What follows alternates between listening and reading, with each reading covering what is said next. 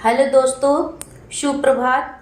आज हम इस वीडियो में राष्ट्र कवि मैथिली शरण गुप्त जी का जीवन परिचय बता रहे हैं।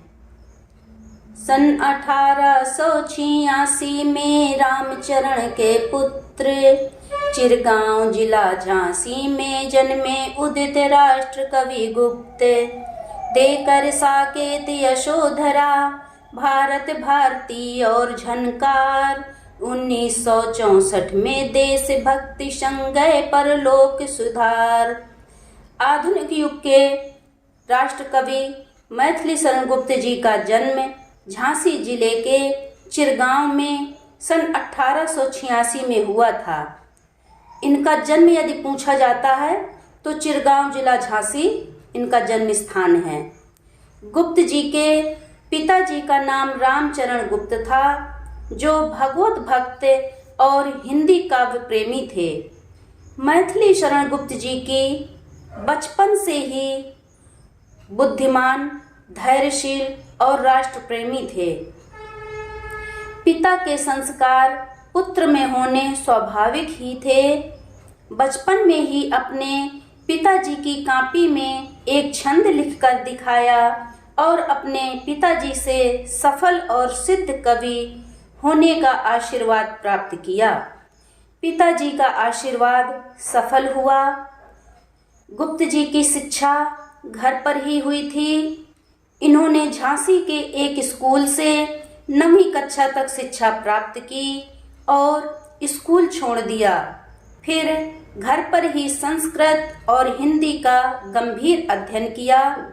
इसी बीच सौभाग्य से हिंदी साहित्य के आचार्य महावीर प्रसाद द्विवेदी जी के संपर्क प्राप्त हुआ और उनसे ही कविता लिखने की प्रेरणा पाकर गुप्त जी की प्रतिभा चमक उठी और उच्च कोटि के सफल कवि हो गए।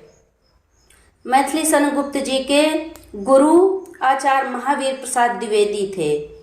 इन्हीं को इन्होंने अपना गुरु मान लिया। गुप्त जी लगातार साहित्य सेवा में जुट गए और हिंदी को नई दिशा प्रदान की।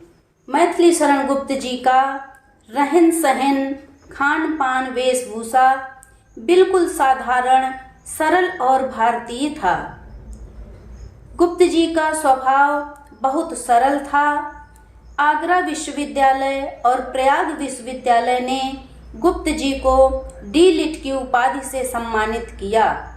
गुप्त जी के व्यक्तित्व और गुणों से प्रभावित होकर भारत के प्रथम राष्ट्रपति डॉक्टर राजेंद्र प्रसाद जी ने स्वतंत्र भारत की प्रथम राज्यसभा का सदस्य इन्हें 2 बार मनोनीत किया। गुप्त जी सनातन धर्म का पालन करने वाले और वैष्णव भक्त होते हुए भी सभी धर्मों के प्रति उदार थे।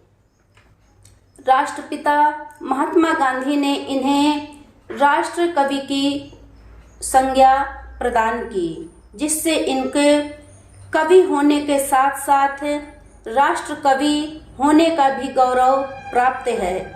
माँ भारती के सपूत ने सन 1964 में परलोकवासी हो गए। इहलोक से जीवन लीला इनकी समाप्त हो गई और इनका देहावसान हो गया। यदि आप जीवन परिचय में दोहों का भी प्रयोग करते हैं तो वह परीक्षा की दृष्टि से और भी अच्छा हो जाता है और आप अच्छे अंक प्राप्त करते हैं। यदि हमारा यह वीडियो आपको पसंद आया हो तो वीडियो को लाइक करें और चैनल को सब्सक्राइब करें। अगले वीडियो में हम मैथिली शरण गुप्त जी की रचनाएं और प्रश्नोत्तर के विषय में बताएंगे।